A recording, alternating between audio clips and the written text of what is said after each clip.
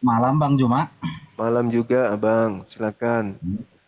Dari Katolik, Protestan, Kita dari Protestan Bang. Protestan. Iya, iya. Ya. Silakan abangku buka kamera biar kita diskusinya agak. Oke.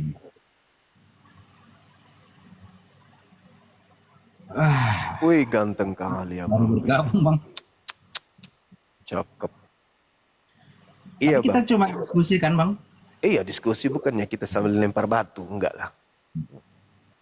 Kami cuman mau tahu aja latar Ya. belakang orang-orang ahli kitab, pemilik kitab Tanak ingin menyalib Yesus itu latar belakangnya apa gitu loh bang. Menurut pemahaman abang ini. Mengenai latar belakang orang Yahudi menyalib Yesus gitu Bang. Iya. Oke.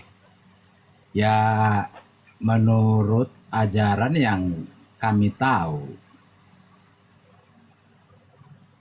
Jadi itu Yesus, kita bicara Yesus, itu Yesus disalib karena orang Yahudi terdahulu tidak mempercayai ajaran yang Yesus ajarkan.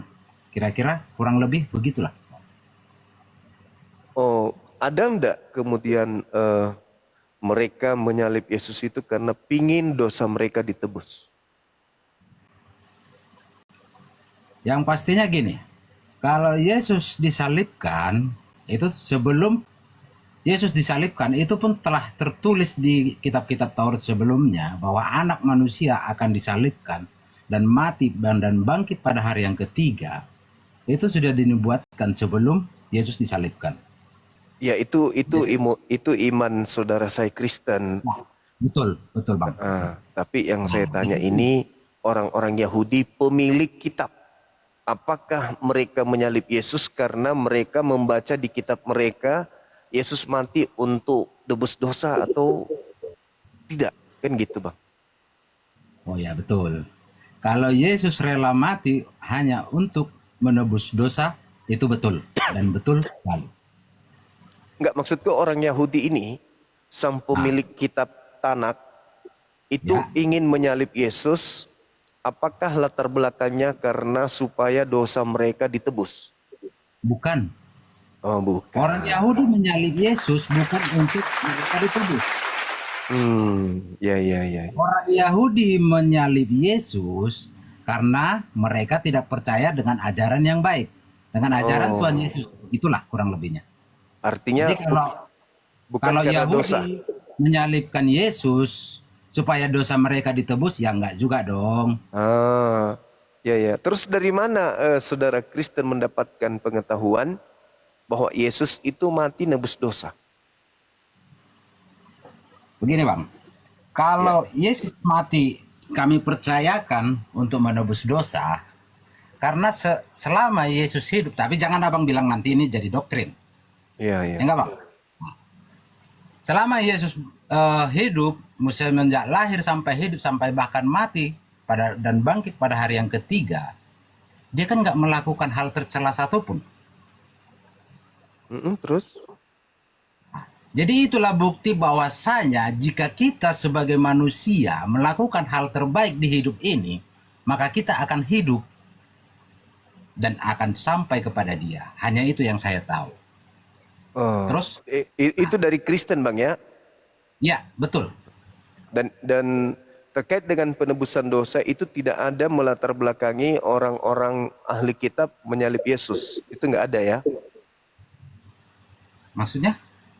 Tidak ada keinginan sang pemilik kitab, orang-orang Yahudi yang memiliki kitab Tanak ingin menyalib Yesus karena mereka menemukan adanya nubuat bahwa Yesus ini harus kita bunuh untuk dosa-dosa kita. Itu nggak ada kan? Oh, yang jelasnya ya nggak gitu. Kalau pemilik kitab, pemilik Taurat yang terdahulu, ya otomatis yang punya Taurat, punya kitab, itu kan punya ajaran baik dong. Ya nggak mungkin dong menghukum orang, kan gitu. Iya, iya, iya, iya, iya. Orang yang menghukum Yesus, itu orang yang tidak percaya dengan ajarannya. Hmm, iya, iya. Berarti dengan kata lain, pembunuhan terhadap Yesus itu bukan ditopang dari ajaran. Kok pembunuhan Tuhan Yesus bukan ditopang dari ajaran? Justru karena Yesus mengajarkan hal-hal baik dan bernubuat baik dan membuat mujizat di sana sini, mereka semakin syirik dan semakin mungkin bahkan jika saya hidup di zaman itu, mungkin saya juga akan menyalibkan Yesus karena saya tidak percaya dengan kebaikan Dia. Kan begitu. Berarti latar belakangnya karena syirik. Tetapi tunggu dulu. Tetapi setelah semua itu dinubuatkan dan terjadi, dan pada hari yang ketiga Yesus bangkit dan naik ke surga, saya manusia sekarang menyesal kenapa orang dulu nggak percaya, kan gitu. Lah, justru akibat tidak percaya Anda selamat. Justru saya harus percaya untuk Iya. selamat. Kalau orang dahulu percaya kepada Yesus, mereka tidak menyalib. Dan kalau mereka tidak menyalib, Anda tidak selamat. Kan begitu, betul nggak? Ya nggak juga. Lah, kalaupun Tuhan nggak disalibkan, kami akan berbuat baik. Bang Juma juga berbuat baik. Mungkin Bang Juma nyampe kepada Allah Bang Juma. Ya nggak? berarti dalam hal ini penyaliban itu tidak penting. Penyaliban itu telah dinubuatkan dan itu akan terjadi.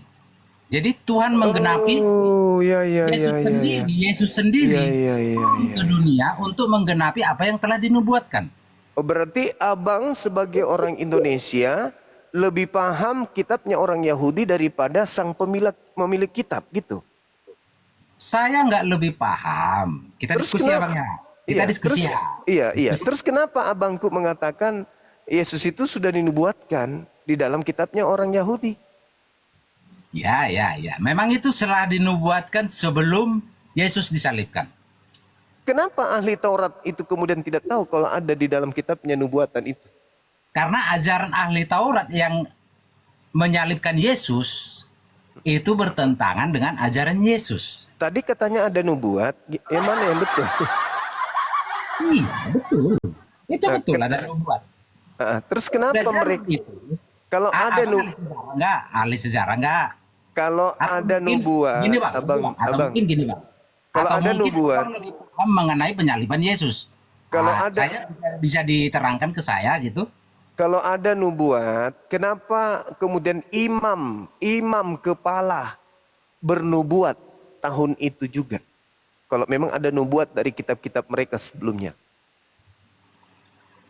Imam kepala, para petinggi-petinggi Taurat yang mengerti hukum apa segala macam, kan tidak semua mereka hadir untuk menyalibkan Yesus, begitu toh?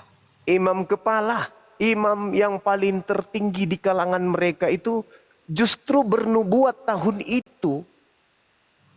Kenapa tidak digunakan nubuatnya imam kepala ini? Boleh Bang, di tahun itu. Di tahun berapa imam kepala tadi bernubuat?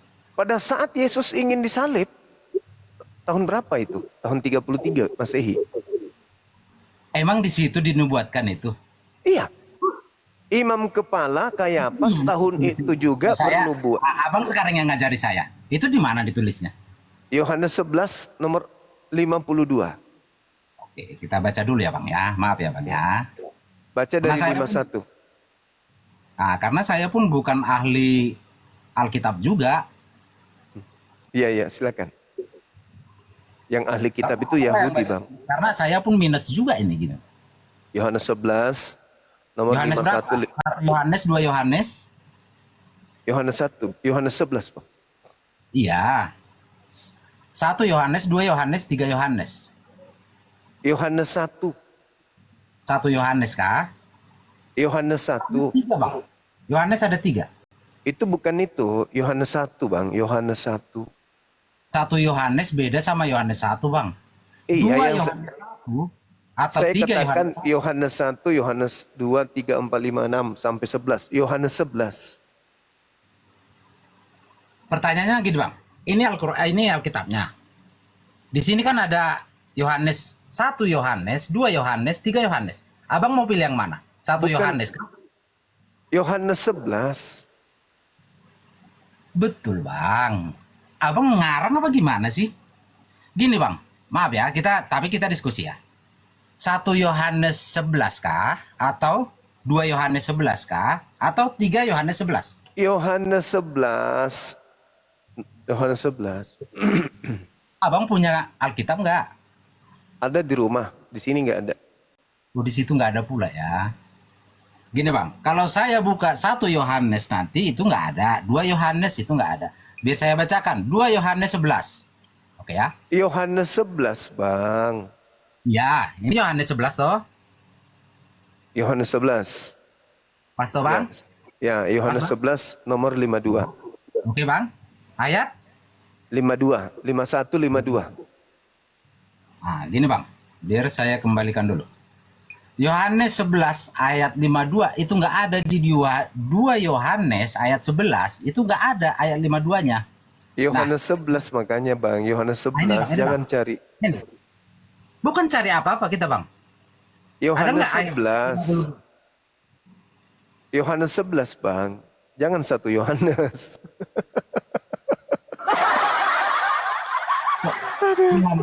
Ini Alkitab loh bang. Kitab ini. Yohanes Itu nggak 11. yang abang yang mau mana? 1 Yohanes, 2 Yohanes, atau 3 Yohanes? Yohanes 11. Jangan-jangan abang ngarang. Masolang generasi. Itu ketawa abang ngolok apa gimana? Menghibur, Kalau kita Bang, menghibur. bukti ini nggak ada. Iya kan? Abang ngolok apa gimana bang? Enggak, menghibur, menghibur. Biar Oh ya semua menghibur. Makasih ya bang ya. Abang menghibur ya. Iya, iya, iya. Teh Manu. Jadi abang nanya, saya nanya, abang nggak tahu 1 Yohanes kah, 2 Yohanes kah, atau 3 Yohanes? Yohanes 11. Ini Alkitabnya loh bang. Abang coba buka Alkitabnya di situ, masa abang? Yohanes 11, abangku. Yohanes 11. Bukan 1 Yohanes. Bukan 2 Yohanes. Bukan. Sekarang abang yang bacakan. Apa yang kasih tantangannya? Abang yang bacakan. Yohanes 11 itu, tahun itu juga, tahun itu juga, Imam Besar Kayafas bernubuat bahwa lebih baik satu manusia Yesus mati daripada seluruh bangsa kita itu binasa. Bernubuat. Imam Kayafas bernubuat, lebih baik ya satu Yesus mati daripada seluruh bangsa Israel binasa. Abang tidak termasuk. Sekte marga Simbolon tidak masuk di situ. Jadi Saya termasuk itu bang. lah, abang dari mana sekte Yahudi, bagaimana ceritanya? Kalau Yesus dinubuatkan mati daripada semua mati, itu saya masuk. Kenapa? Bang, abang ngolok lagi, ya kan? Ngolok lagi. Kita kan belum selesai berperangin. Kita kan belum selesai perangin. Ngolok lagi, bang. Bukan, abangku lucu gitu loh. Abang Lucunya ini di kan mana? Yesus itu dinubuatkan mati untuk bangsa Israel. Abang bangsa Israel. Abang bangsa Israel. Pada saat itu, bangsa terbesarnya bangsa Yahudi dan bangsa Israel. Indonesia belum ada, bang. Memang di tahun 30 sebelum Masehi, Indonesia udah ada kah? Berarti abang nggak termasuk gitu loh. Ya saya masuk dong. Makanya saya hidup hari ini. Saya hidup hari ini karena kasih karunia dia. Saya hidup hari ini. Goyang alisnya bagus tau, goyang.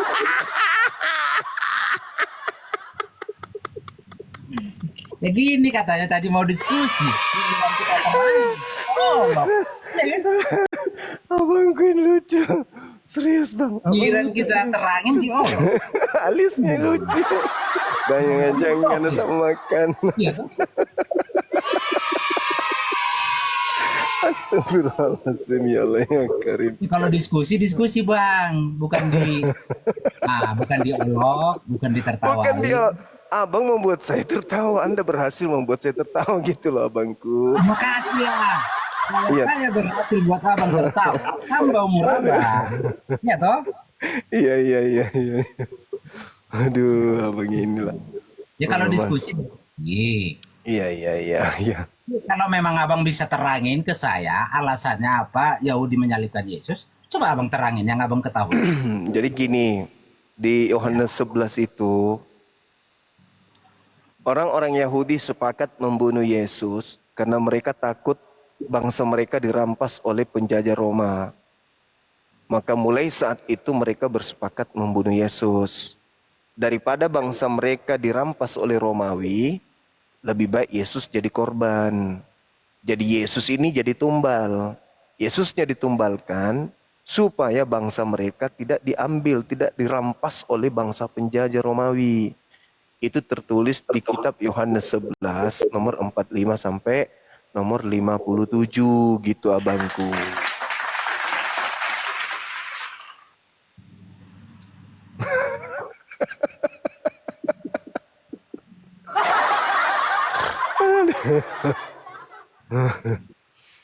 Aduh. Lucu ya bang.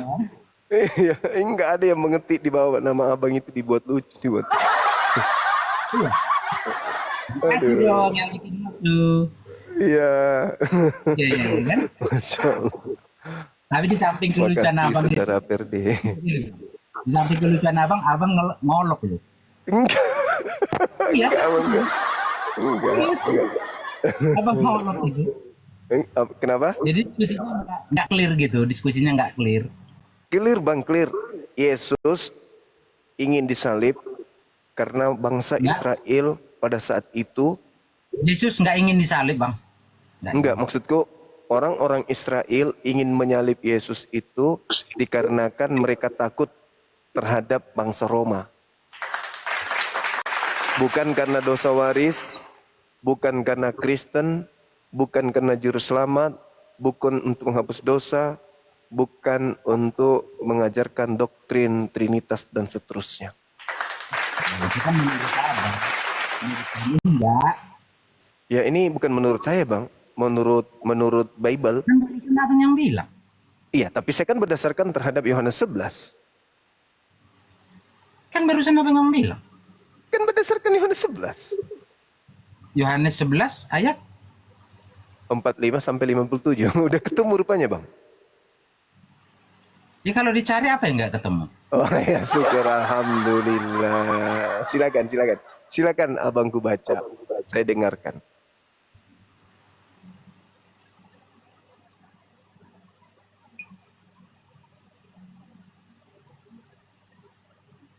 Jangan baca dalam hati. Saya hanya baca judulnya aja dong. Apa untuk membunuh Yesus? Iya, silakan. Ya toh? Silakan. Judulnya persepakatan untuk membunuh Yesus. Yang itu bagus. Untuk membunuh Yesus itu siapa? Perikopnya bagus. Ya, silakan dibaca, Bang. Ya kan?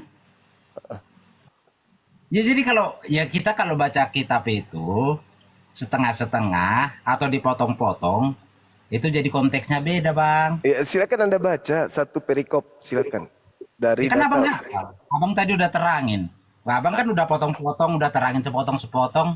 Ya, Abang jadi konteksnya abang yang ketahui. Abang gitu. abang baca, silakan.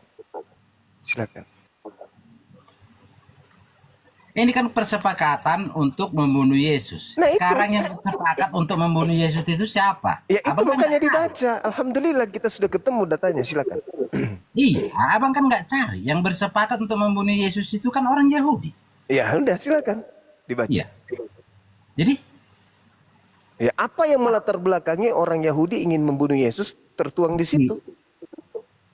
ya itulah makanya orang itu takut karena ajaran yang diajarkan oleh Yesus, ajaran kebenaran yang diajarkan oleh Yesus mengganggu mereka yang tidak melakukan kebenaran. Ya toh? Terus mereka takut dosa Sama. waris. Kita Mereka kasih takut- contoh gitu. Mereka Kita takut kasih contoh gitu. Kalau seseorang mendoktrin kawan-kawanku untuk melakukan kejahatan, pasti saya akan marahi dia dong, ingatin dia dong. Masa kau ajak kawanku untuk kejahatan? Ya enggak lah, kan gitu. Ya otomatis paling enggak saya akan singkirkan dia, kan gitu. Iya, iya. Terus mereka membunuh Yesus ini karena takut dosa waris atau karena takut bangsa Romawi? Kalau yang menurut apanya, mereka membunuh Yesus, tadi kan udah saya katakan, karena ajaran yang mereka tahu dan ajaran yang diajarkan Yesus berseberangan dengan pengetahuan mereka. Iya, mereka takut bangsa mereka. Mereka takut kepada bangsa Romawi atau takut kepada dosa waris? Kok jadi konteksnya ke situ? Ya kan memang itu. Persepakatan pembunuhan terhadap Yesus itu latar belakangnya karena apa? Takut dosa waris atau takut bangsa Romawi? Nah, harus tegas, makanya baca dalilnya.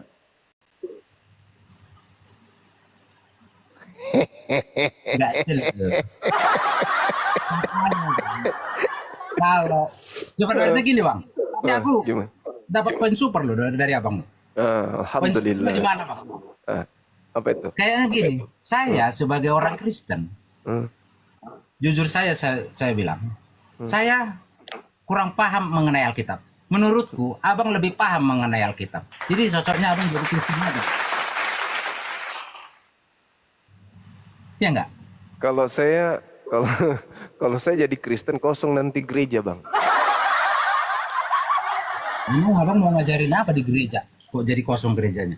Gua ajarin isi Bible sampai mereka keluar semua dari Kristen pasti. Gitu.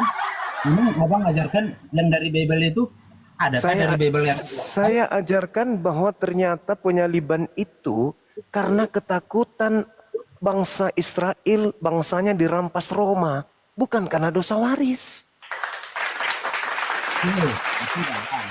Mungkin untuk minggu ini abang khotbah itu. Apakah minggu ke depannya abang khotbah itu lagi? Tetap aja, karena semua rentetannya ke sana. Ketika penyaliban itu ternyata bukan untuk dosa waris, maka semuanya runtuh. Apa yang mau dipertahankan lagi oleh orang Kristen? Ketika ternyata apa yang mereka gaung-gaungkan ini, itu tidak berlandaskan terhadap doktrin, tapi malah bertentangan dengan doktrin. Ternyata kekuatan Kristen itu rubuh hanya dengan materi sepele ini. Nyatanya Nah, iya. Kristen sampai hari ini masih berdiri, Bang. Karena mereka Bahkan- belum paham. Karena Maaf, mereka ya. belum paham. Mereka belum paham ternyata latar belakang penyaliban Yesus itu bukan karena dosa waris, tapi karena ketakutan bangsa Yahudi terhadap rampasan daripada kekuatan Imperium Romawi pada saat itu. Itu dia nilai plus abang. Nah, Iya jujur. Nilai plus abang di situ. Abang lebih paham Kristen daripada saya, daripada kami Kristen-Kristen yang di bawah ini. Betul Jadi sebaiknya itu, abang betul. masuk Kristen aja kalau menurut. nah, itu makanya jawaban saya. Kalau saya masuk Mungkin Kristen, saya masuk gereja maka terus. gereja Bahkan akan Kristen- kosong, Bang. Gereja akan Kan kosong kalau saya masuk Kristen. Karena saya Iya, Bang. dengan leluasa masuk ke gereja-gereja Kristen yang mengkhotbahkan di bawah isi Bible itu akan sendiri di kepada gereja jemaat mendengar gereja. khotbah abang. Nah, kalau saya masuk Kristen, saya masuk ke gereja mengkhotbahkan ini, maka semua Ya. besok orang akan ke masjid untuk ibadah, sholat. Loh, abangnya udah di gereja, ngapain kami ke masjid? Kami kan ikut abang. Iya, tapi ajaranku kan saya luruskan. Apa yang ada di Bible saya luruskan. Ternyata Yesus itu Muslim, bukan Kristen. Ih, abang meluruskan yang benar kok kami jadi lari? Kalau abang meluruskan yang benar, abang mau meluruskan yang benar.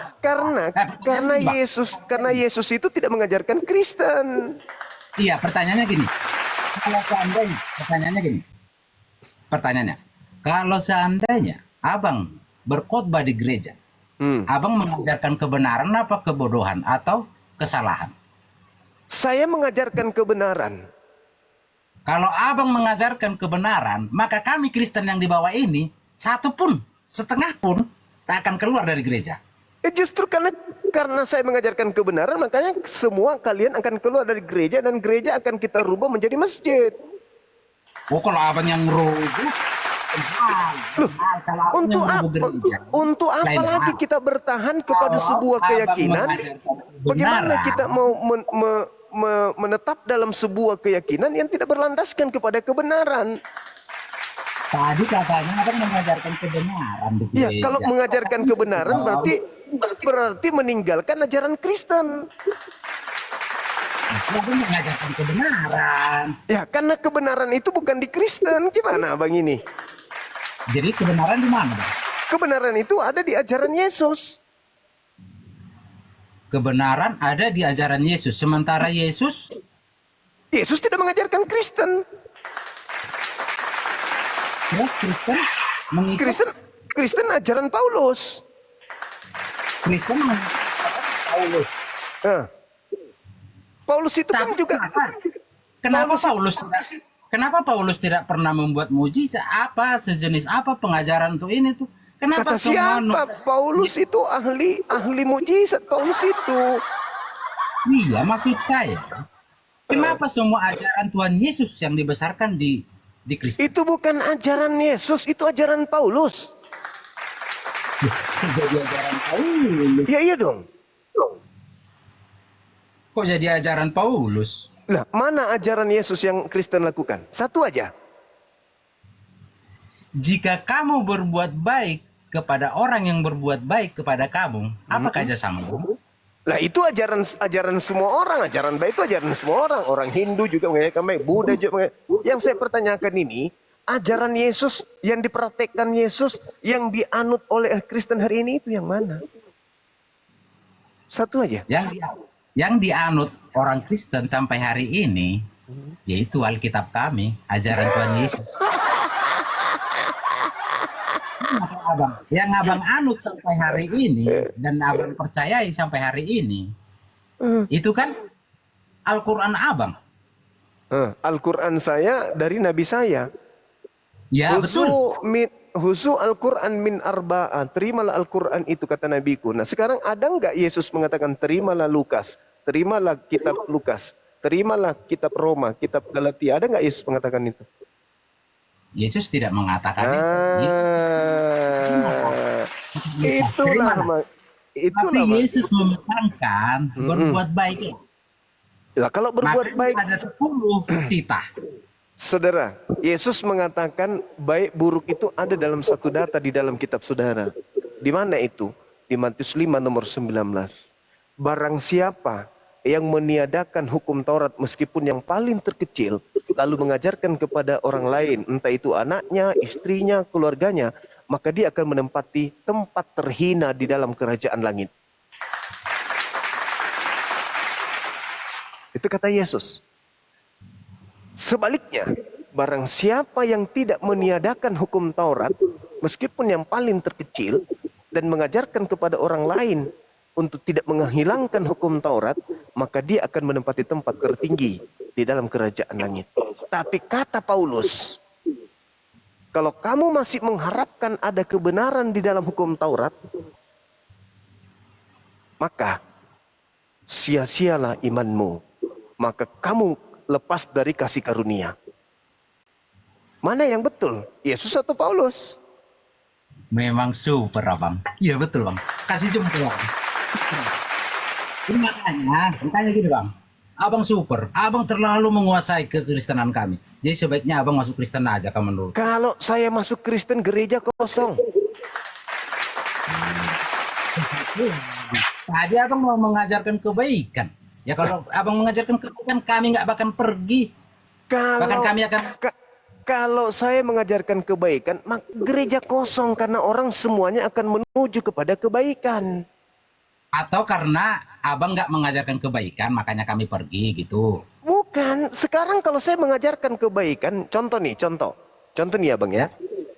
Yohanes 17 nomor 3. Hidup kekal itu, Yesus berkata, hidup kekal itu adalah mereka mengenal Yesus Kristus yang engkau utus. Pertanyaan saya, sebagai Kristen kepada saudara Kristen. Menurut Yesus, hidup kekal itu diperoleh dengan mengenal Yesus sebagai utusan Tuhan atau sebagai Tuhan? Bukan. Untuk memperoleh hidup yang kekal, kita harus bukan mengenal, Nah itu kata Yesus. bukan mengenal. Nah inilah, Tapi dalam inilah, konteks mengenal maksudnya, inilah melakukan yang saya katakan. yang diperbuat dia. Inilah yang saya katakan, kalau saya kemudian masuk Kristen, maka Kristen itu akan kosong, gereja akan kosong. Abang bikin narasi sendiri kalau gitu. Coba abang masuk dulu. Mungkin kalau hari Minggu abang masuk Kristen, itu gereja semakin padat. Hidup kekal itu adalah mereka mengenal Engkau satu-satunya Tuhan yang benar. Ada berapa Tuhan yang harus dikenal menurut Yesus untuk memperoleh hidup yang kekal? Kalau untuk memperoleh hidup yang kekal, Mengenal kan Tuhan. Tiga, sementara Yesus mengajarkan satu. dalam tiga dalam satu. Itu enggak Yesus ajarkan, itu ajaran gereja. Hidup kekal itu adalah mereka mengenal Engkau satu-satunya Tuhan. Satu-satunya. Berarti bukan dua, bukan tiga. Tuhan nggak ngajarkan sih. Yohanes 17 nomor 3. Hidup kekal itu adalah mereka mengenal Engkau satu-satunya Tuhan. Jika engkau ingin sampai kepada Allah, engkau harus akulah jalan. Kan itu kata Jalan. Yesus. Ya, Yesus jalan bukan tujuan kan? Satu-satunya jalan menuju Allah Yesus. melalui dia. Yesus, Sekarang Allah Yesus turun dari manusia. dari mana lagi itu Yesus turun, Allah turun jadi manusia, itu dari mana ilmunya? Nah, kok ilmunya dari mana? Berarti tadi abang udah paham semua. Aku tadi udah sempat. Saya bertanya, saya katakan bahwa yang mengatakan Yesus itu turun dari manusia itu Paulus yang mengajarkan di Filipi 2 nomor 6, nomor 7, nomor 8. Bukan Yesus yang mengajarkan. Yesus nggak turun dari manusia loh.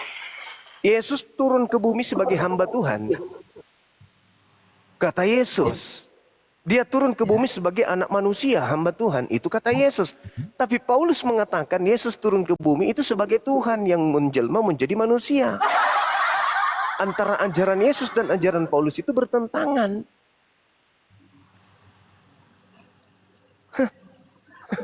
Memang super ya bang.